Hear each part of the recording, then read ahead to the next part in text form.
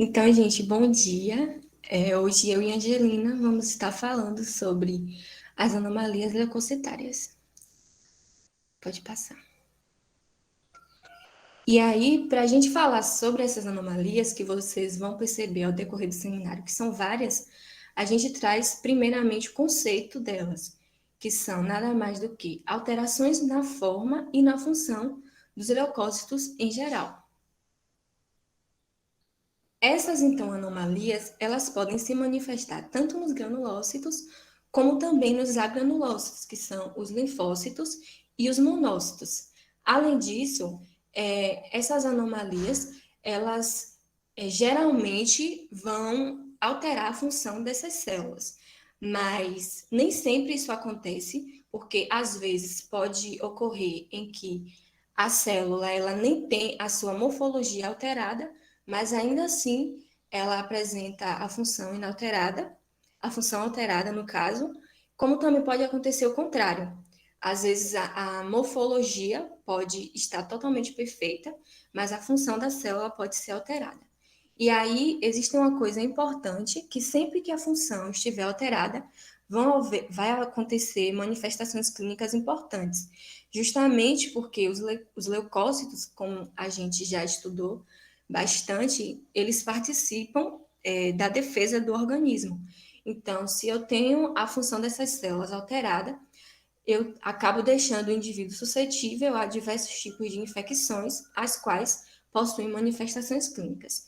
E essas anomalias, elas vão se dividir em dois grandes grupos, que são as anomalias leucocitárias propriamente ditas, nas quais nós temos a alteração da forma e da função, sendo que essa alteração da função vai ser variável, pode ocorrer ou não, e temos as anomalias funcionais dos leucócitos, que, como o próprio nome já remete, aqui nós temos a alteração da função e a morfologia nem sempre é alterada. Então, começando falando sobre as anomalias leucocitárias propriamente ditas, elas são hereditárias e, por isso, a sua transmissibilidade possui o caráter ou dominante ou autossômico recessivo. E aí, na via de caráter dominante, nós temos a anomalia de Peutz-Jeghut, a anomalia de Meinger, a hipersegmentação constitucional dos neutrófilos, o gigantismo e o gigantismo dos segmentados neutrófilos. Já no caráter recessivo, nós temos a anomalia de Alder-Heidli, a anomalia de Chediek-Higashi-Steinbrink e a anomalia de Allos-Grenache e a de Jordan. Eu vou estar falando sobre um pouco sobre cada uma delas, iniciando falando sobre a anomalia de Peutz-Jeghut. Nessa anomalia, nós temos a alteração da forma do núcleo dos neutrófilos segmentados, apesar de também pode acontecer de no esfregaço outras células também estarem alteradas, como por exemplo os eosinófilos e os basófilos. E o que é que acontece nessa anomalia? Nessa anomalia nós temos o assincronismo da maturação do núcleo em relação ao citoplasma. No caso dos neutrófilos, o citoplasma apresenta com ausência de basofilia, com as suas granulações finas e normais, enquanto o núcleo ele se apresenta hipolobulado, ou na forma de bastão, que a gente chama de neutrófilo bastonete. Ou às vezes pode apresentar apenas um esboço de segmentação. Essa anomalia, ela tem a sua forma heterozigótica ou homozigótica, e aí, a depender da literatura, elas trazem que podem não haver manifestações clínicas, mas já tem outras literaturas que falam que na forma heterozigótica, que é causada por uma mutação no gene receptor da lamina B, nessa forma não existe anormalidade clínica, mas na forma homozigótica pode haver manifestações clínicas.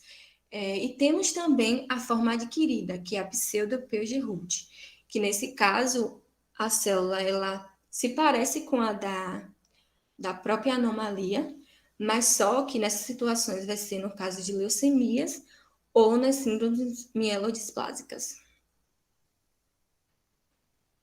E aí eu trouxe nessa imagem justamente para mostrar como seria o fenótipo dessas células. Como eu falei, os núcleos vão se apresentar em forma de bastão ou com um máximo um esboço de segmentação e a cromatina com aspecto grosseiro. Também podem surgir essas células típicas que o livro ele chama de aspecto de duas lentes de óculos ligadas por uma ponte de cromatina, como mostra na primeira e na segunda imagem. Só que na literatura dizia que essas duas imagens aqui se referia da forma adquirida, que é a pseudo-Peugeroot. Já essa última imagem, nós temos de fato um neutrófilo com núcleo bastão e observamos também a cromatina bastante grosseira. Em relação ao diagnóstico, vai ser feito pelo exame morfológico desse regaço de sangue, onde vai se observar, né, a morfologia dessas células. E existe uma coisa importante, que é quando que a gente vai suspeitar dessa anomalia.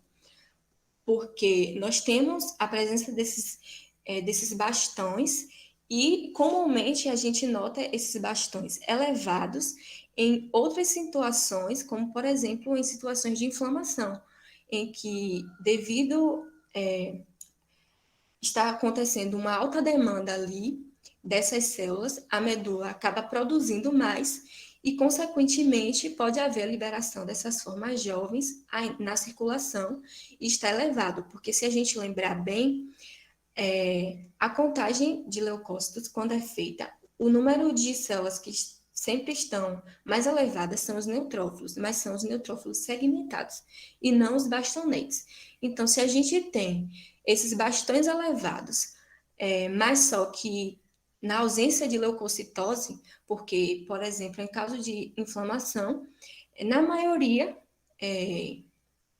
vai haver leucocitose, não vai estar com leucograma inalterado.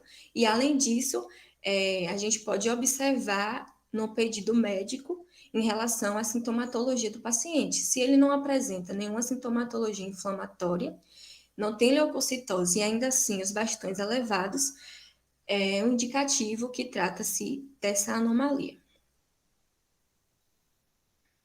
Agora, já falando sobre outra anomalia, que é a de Meiengel, nessa nós temos a alteração do citoplasma, dos granulócitos e dos monócitos.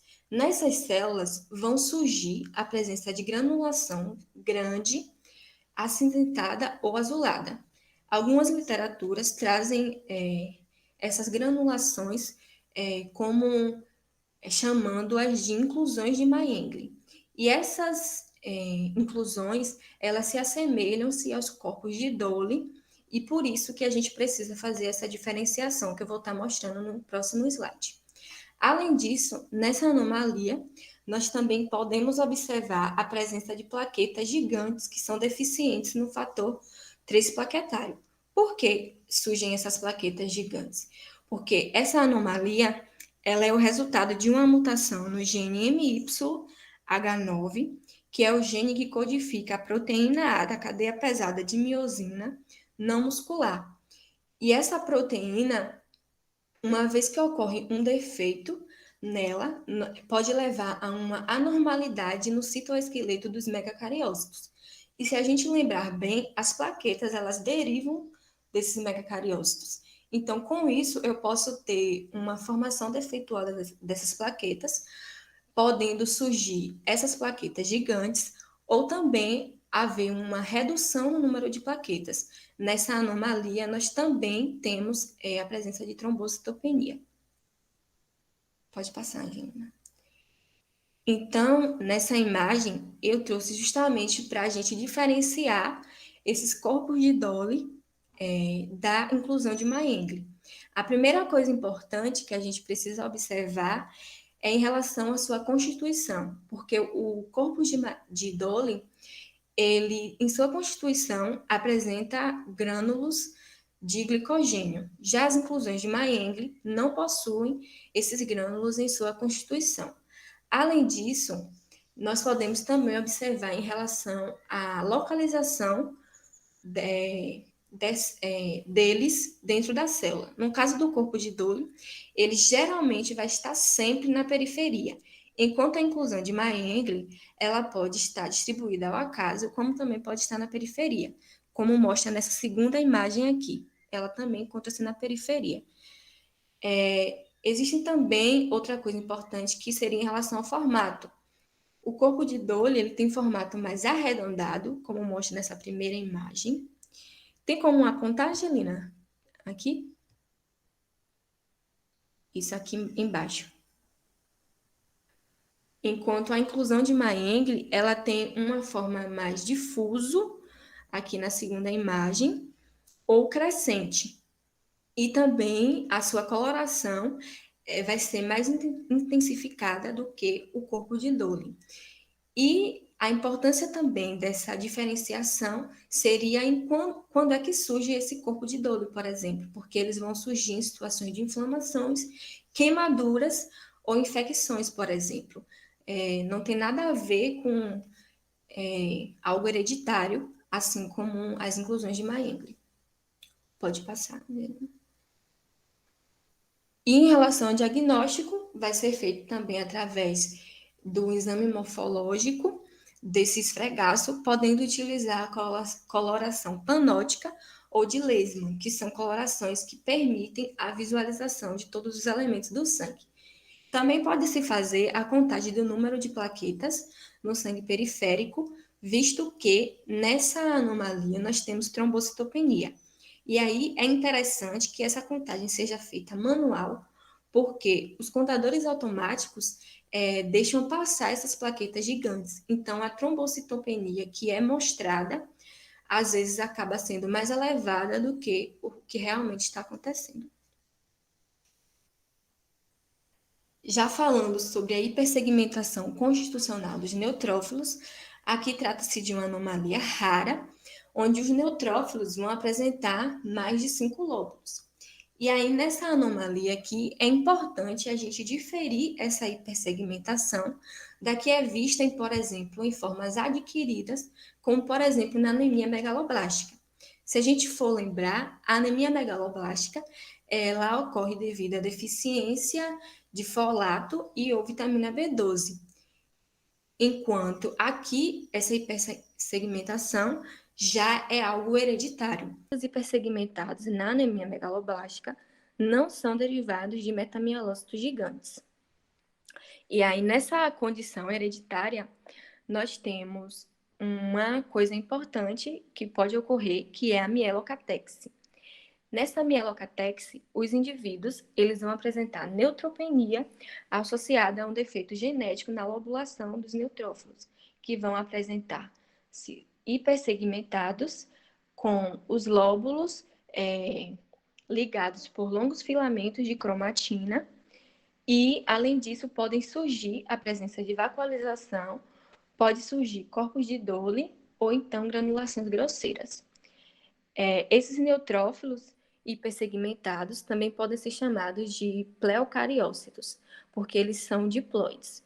Existem outros tipos de neutrófilo que é chamado de tetraploides, e eu vou estar falando mais um pouquinho lá na frente. Em relação ao diagnóstico dessa anomalia, é feito através do esfregaço também, vai se observar a morfologia, mas existem alguns critérios que devem ser levados em consideração para se considerar essa hipersegmentação. Antigamente, se considerava hipersegmentação quando tinha um neutrófilo com mais de 7 lóbulos, ou então se houvesse 2 neutrófilos com mais de 6 lóbulos. Porém, hoje, a recomendação do PNCQ é que considere-se essa hipersegmentação se houver qualquer neutrófilo com mais de 6 lóbulos ou se mais de 3% da lâmina estiver a presença de neutrófilos com mais de 5 lóbulos. Pode passar, Angelina. E aí, aqui nessa imagem, a gente vê justamente esse neutrófilo hipersegmentado. Se a gente for contar, ele tem 8 lóbulos, bem característico, como a gente já tinha visto em outras lâminas, por exemplo, na anemia megaloblástica. Pode passar. Já falando sobre o gigantismo dos neutrófilos segmentados, também é uma anomalia rara. Aqui não temos defeito na função dessas células, apesar da morfologia estar bastante alterada. Essas células elas vão apresentar um tamanho de mais de 16 micrômetros, podendo até ser até 25 micrômetros, e elas vão derivar de divisões celulares anômalas, de forma que ocorre uma sincronia da maturação do citoplasma em relação ao núcleo.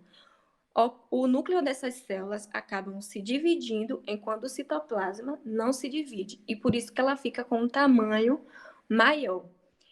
Quando se faz a análise do DNA dessas células, observa-se que elas são tetraploides, que são os chamados macropólitos.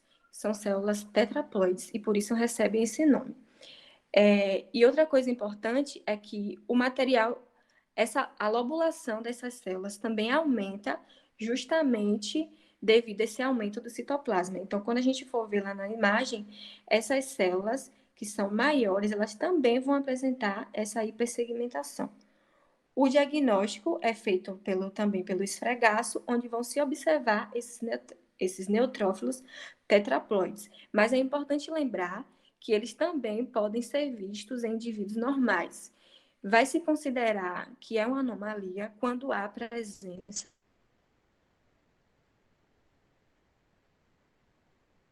de 1 ou 2% dessas células num esfregaço, ou seja, a presença de neutrófilos gigantes com lóbulos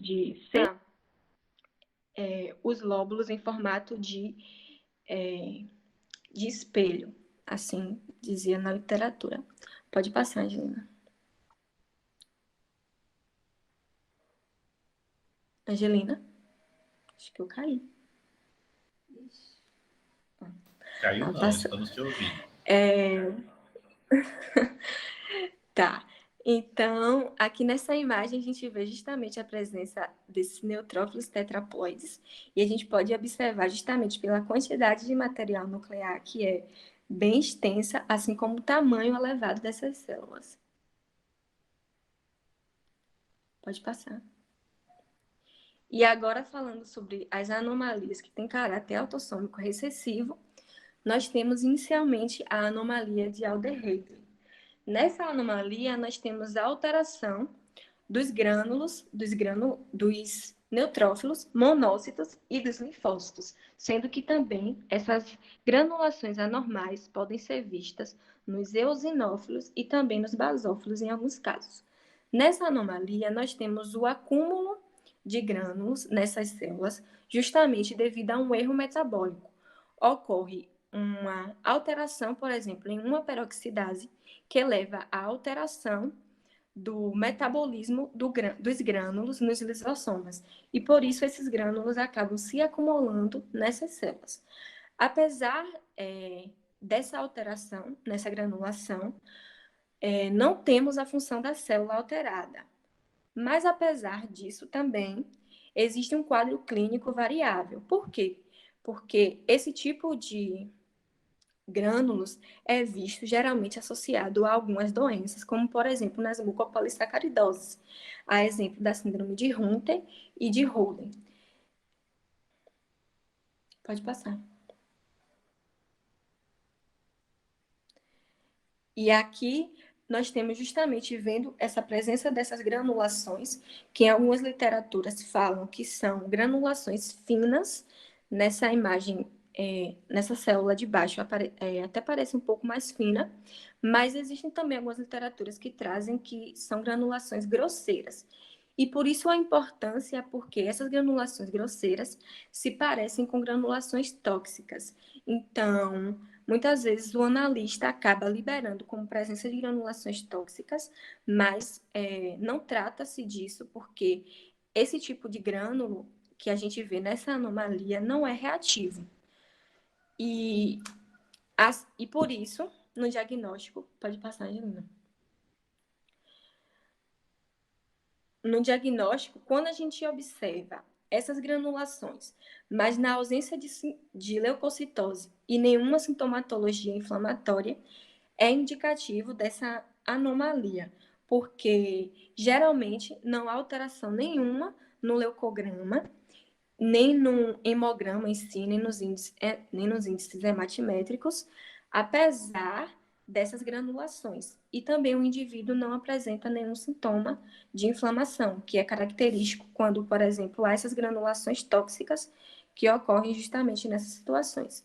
Uma outra forma também de diagnosticar, sem ser através do exame morfológico, é através da observação da atividade enzimática de glicosaminoglicano urinário, que seria, no caso, para diagnosticar principalmente a mucopolissacaridose do tipo 6, onde, como a gente tem um defeito dessa enzima, provavelmente essa atividade enzimática vai se mostrar baixa.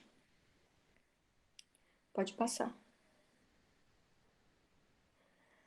Já falando sobre a anomalia de Chedick-Higashi-Steinbrink, ela também é rara, pode ocorrer na forma homozigótica ou heterozigótica, e na forma homozigótica ela merece uma certa atenção, porque geralmente o quadro clínico é tão grave que os indivíduos acabam morrendo ainda na infância. Porque nessa anomalia, os indivíduos eles ficam suscetíveis a infecções bacterianas. Já na forma heterozigótica, o quadro clínico é mais brando e geralmente o diagnóstico vai ser feito através do exame do esfregaço mesmo, onde vão se observar a presença de granulações anômalas e juntando com as informações do histórico clínico do paciente. E muitas das vezes, nesse histórico clínico, nós temos a presença de consanguinidade entre os pais. Então, nessa anomalia, nós vemos granulações anômalas que vão surgir em células como neutrófilos, basófilos, eosinófilos, linfócitos.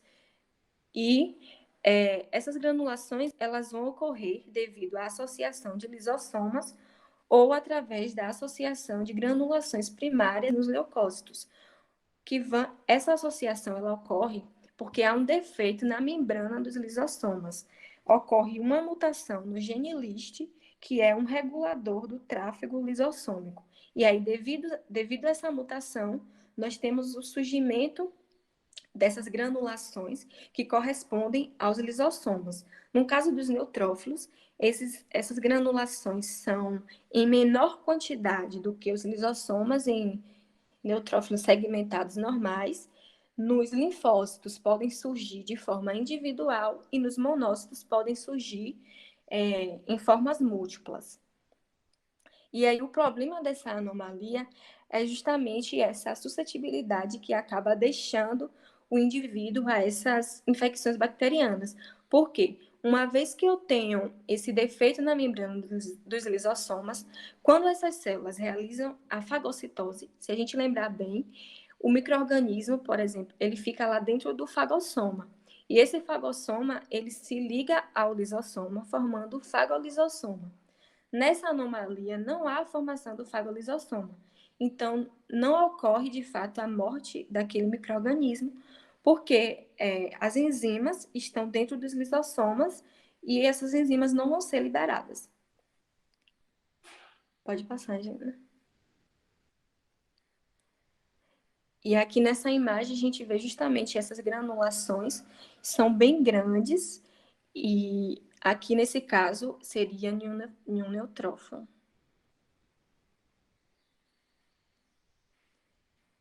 O diagnóstico pode ser feito através do o exame do esfregaço, podendo ser corado com a coloração panótica ou de lesma, que, como eu falei, permite a visualização de todos os elementos do sangue. No caso das formas que são homozigóticas, esse resultado é quase sempre feito, esse diagnóstico, na verdade, é quase sempre feito em crianças, e também pode-se fazer a reação citoquímica da peroxidase ou da imunoperoxidase, porque, como eu falei, essas granulações podem surgir da associação dos grânulos primários, e esses grânulos têm a presença dessa enzima, então, quando faz essa reação, esses grânulos acabam ficando evidentes e o resultado seria peroxidase positivo. Também pode-se fazer o teste genético para poder observar as mutações no gene LIST. Pode passar. E, por fim, falando sobre essas anomalias de caráter autossômico recessivo, temos a anomalia de Allos-Grenache e a de Jordan. São raras, não possuem manifestação clínica e elas vão ocorrer principalmente em neutrófilos, no caso da Allos-Grenache, onde observa-se a ausência de granulação primária. Essas granulações, como eu falei, são peroxidase positivas, e aí, se, por exemplo, fizer uma reação citoquímica, nesse tipo de anomalia, vai dar que ela é peroxidase negativa, justamente devido à ausência desses grânulos. Já no caso da anomalia de Jordan, ela também pode acontecer em outras células sem seus neutrófilos. Pode ocorrer nos eosinófilos, nos basófilos e nos linfócitos, onde vão surgir vacuolização dentro desse citoplasma, dessas células, e esses vacúolos possuem a presença de lipídios, onde esses lipídios são SUDAM 3 positivos. Pode passar. E aqui eu trouxe essa tabela, resumindo um pouco dessas anomalias, principalmente em relação às que apresentam alteração na granulação dessas células, ou também chamadas de inclusões citoplasmáticas. Então, temos aqui a anomalia de Shediac-Higashi, a de Alder-Heidel e a de Meiengel, onde cada uma delas vão apresentar suas características associadas. No caso da anomalia de Shediac-Higashi, temos anemia, neutropenia, trombocitopenia, icterícia, anormalidades neurológicas, além de infecções recorrentes. As células infectadas podem ser diversas, até sem ser as células do sistema imune, né? Podem afetar também outras células, como os melanócitos, as células de tubos renais. Já na anomalia de Alder-Heidel, como eu falei, ela pode estar associada a inúmeras doenças, como as mucopolissacaridoses, mas existem também outras, e vão afetar as células como neutrófilo, eosinófilo, basófilo, monócito e os linfócitos. E a anomalia de Meiengel, que vamos ter trombocitopenia, plaquetas gigantes, além da presença das inclusões de Meiengel, onde vão surgir essas inclusões em células como neutrófilos, eosinófilos, basófilos e os monócitos. Bom, então agora eu vou falar um pouco sobre as anomalias funcionais dos leucócitos. Então, as anomalias funcionais dos leucócitos, elas vão representar o segundo grande grupo das anomalias leucocitárias, que vai ser onde vai haver alteração de função e pouca alteração de forma.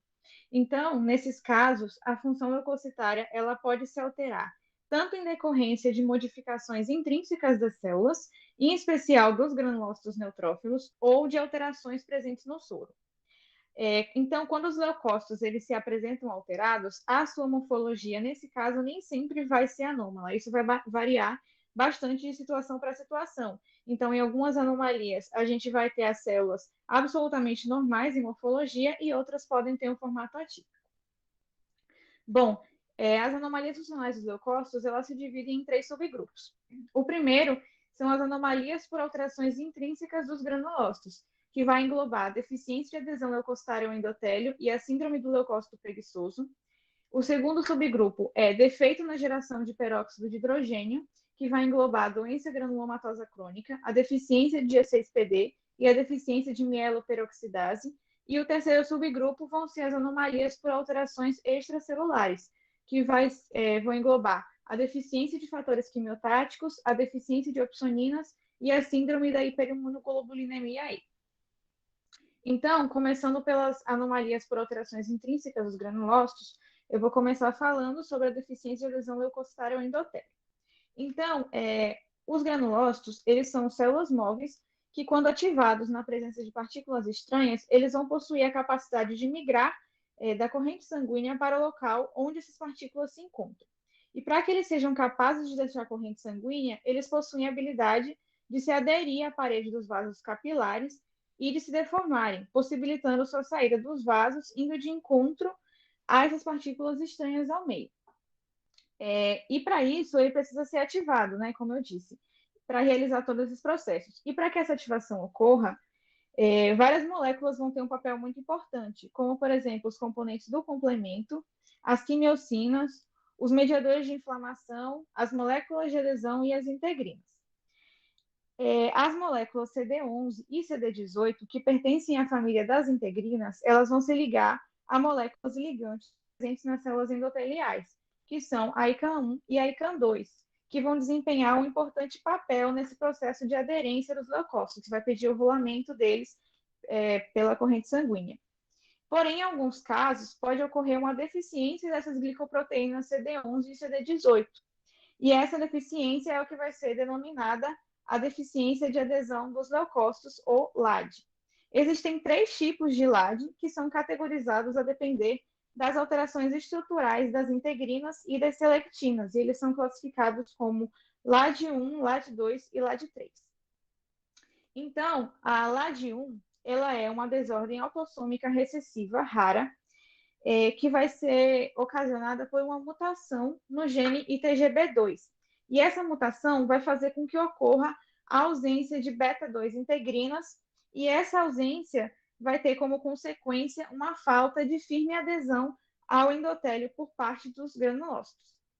Já a LED2, ela vai ter uma expressão normal de CD11 e CD18, e a sua deficiência vai estar na ausência do ligante de selectina por uma mutação no gene FUCT1. E já a LED3, ela vai ser ocasionada por um defeito na ativação das integrinas via receptor associado à proteína G, e a sua mutação vai estar associada ao gene CLIN-GLIN3. E de todas essas, geralmente a LAD1 é a que mais ocorre. Bom, em relação ao diagnóstico laboratorial, ele pode ser realizado por contagem de leucócitos, vai apresentar uma leucocitose acima de 25 mil leucócitos por milímetro cúbico, e ele pode ser diagnosticado também através da observação da mutação do gene para beta-2 integrina e também através de testes que vão medir a capacidade de quimiotaxia. Bom, a síndrome do leucócito preguiçoso, ela é uma condição rara, e o seu defeito primário vai se encontrar na motilidade dos leucócitos. Eles vão se apresentar lentos e também vão apresentar uma quimiotaxia deficiente, porque eles vão ter uma alteração da polimerização das proteínas contráteis. E, além disso, a sua capacidade de morte bacteriana vai estar reduzida.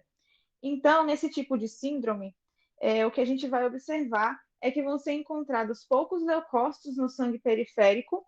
Entretanto, a medula óssea ela vai estar rica em neutrófilos, porque eles não vão ser capazes de entrar na corrente sanguínea por conta do seu defeito de motilidade. Em relação à doença granulomatosa crônica, que ela já faz parte do segundo subgrupo, que é defeito na geração de peróxido de hidrogênio, a gente vai ter que ela é um defeito puramente funcional, e ele vai acontecer por uma deficiência na geração de peróxido de hidrogênio e de oxigênio, porque ela vai apresentar uma diminuição de NADPH ou de NADH. Como já explicaram anteriormente, né, em outro seminário, no metabolismo normal dos granulócitos vão atuar essas enzimas transportadoras de hidrogênio, e os mais importantes vão ser os sistemas NAD, NADH, NADP, NADPH, e GSH e GSSG, que vão atuar na geração de peróxido de hidrogênio. A genética da doença granulomatosa crônica, ela é bastante complexa e ela pode ser caracterizada ou como uma doença autossômica recessiva ou ligada ao sexo. Os genes que vão estar envolvidos nesse tipo de mutação vão ser o GP91-FOX, o P22-FOX, o P47-FOX e o P67-FOX. Na maior parte dos casos, a mutação ela vai acontecer no gene GP91-FOX, que fica localizado no cromossomo X. Sendo assim, ela vai ser uma mutação ligada ao sexo. A NADPH oxidase, ela constitui um grupo de enzimas que ficam localizadas na membrana dos fagócitos, e ela vai ser um mecanismo de defesa muito importante contra os micro-organismos, por conta da sua atuação na geração de superóxido, peróxido de hidrogênio e radicais hidroxila. E aí, por conta dessa mutação genética, os neutrófilos presentes nesses indivíduos portadores da doença não vão ser capazes de produzir peróxido de hidrogênio e lançá-los no fagolissossoma. E por esse motivo, eles vão apresentar uma maior vulnerabilidade nas infecções. O diagnóstico dessa doença, ele somente é realizado em casos de infecções repetidas e graves. Ele é raramente realizado porque ele vai exigir o emprego de testes que nem sempre vão estar disponíveis. Porém, quando for extremamente necessário, o teste que é geralmente realizado é o teste de NBT, que ele vai indicar a falta de capacidade redutora de neutrófilos. E aí ele vai mostrar o defeito na atuação da NADPH oxidase. Então, nos casos de doença granulomatosa crônica, a porcentagem de células positivas a esse teste vai ser sempre bastante baixa. E, além disso, pode-se realizar também um RT-PCR, através de análise de DNA, para identificar o tipo da mutação, ou seja, qual é o gene que está mutado. E, geralmente, é o gene GP191Fox, que eu disse que é o mais frequentemente alterado. Bom, em relação à deficiência de mieloperoxidase. A mieloperoxidase, ela é uma hemiperoxidase que exerce uma importante função antimicrobiana e ela vai ser encontrada em grande quantidade nos neutrófilos e nos monócitos. E essa enzima, ela possui uma propriedade bastante específica, porque ela vai ser capaz de oxidar em condições fisiológicas o ânion-cloreto em ácido hipocloroso. E esse ácido hipocloroso, ele é um potente agente antioxidante que é necessário para combater patógenos invasores. E, além disso, ela também é capaz de produzir outras espécies reativas na presença de peróxido de hidrogênio, como o ácido hipobromoso, o ácido hipotiocianoso, os radicais de tirosilo e espécies reativas intermediárias de nitrogênio. Então, a deficiência apenas da mieloperoxidase, ela não vai provocar um quadro clínico severo, desde que outros mecanismos antibacterianos estejam funcionando normalmente.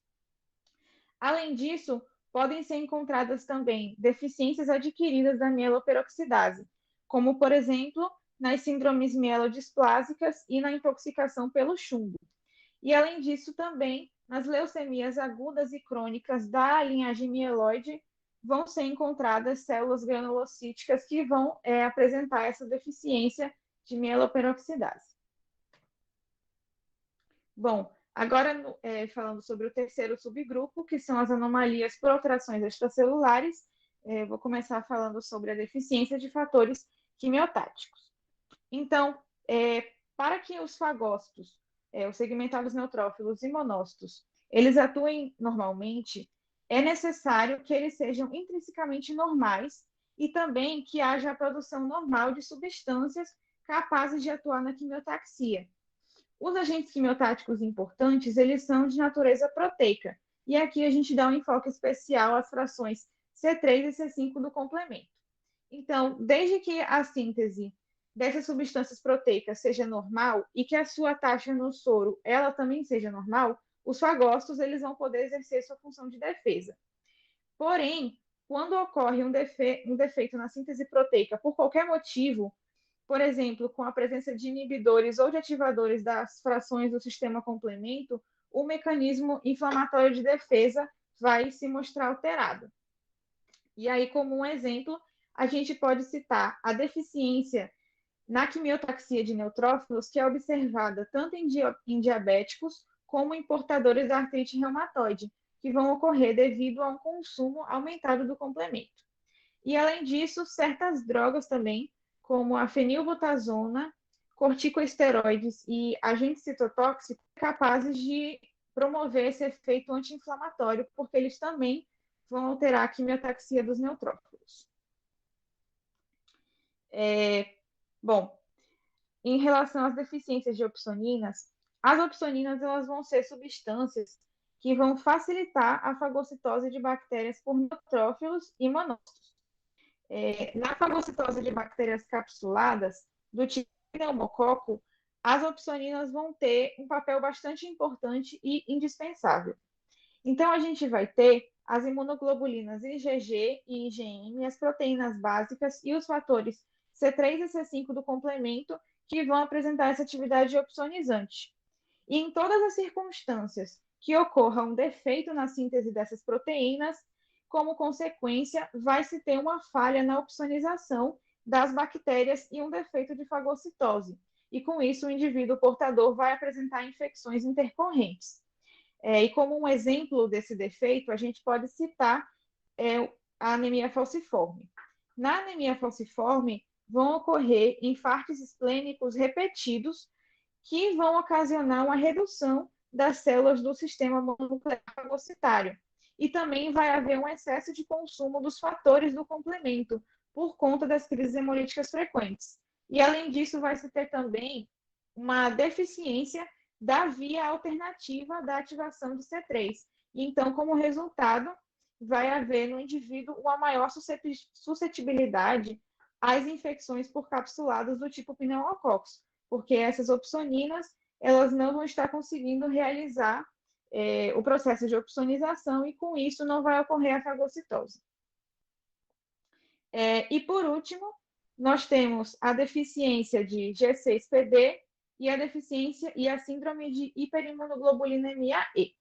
Então, em indivíduos que apresentam a deficiência de G6PD nos eritrócitos, pode haver também uma deficiência enzimática nas células granulocíticas. E, com isso, o indivíduo vai apresentar o quadro de anemia hemolítica associado a infecções frequentes. E, nesse caso, o defeito básico, ele parece estar ligado à polimerização anormal das tubulinas. Já na síndrome da hiperimunoglobulinemia E, ela vai ser uma condição rara, que é caracterizada pela taxa elevada de IgE no soro. E, com isso, o indivíduo vai apresentar infecções repetidas, especialmente na pele e formação de abscessos, além de quadro de infecções pulmonares repetidas. Essa síndrome ainda não se conhece muito bem a etiologia dela, porém pensa-se que ela ocorre pela redução de linfócitos T supressores no sangue, e isso leva a uma produção exagerada de IgE. Aqui são as nossas referências e obrigada.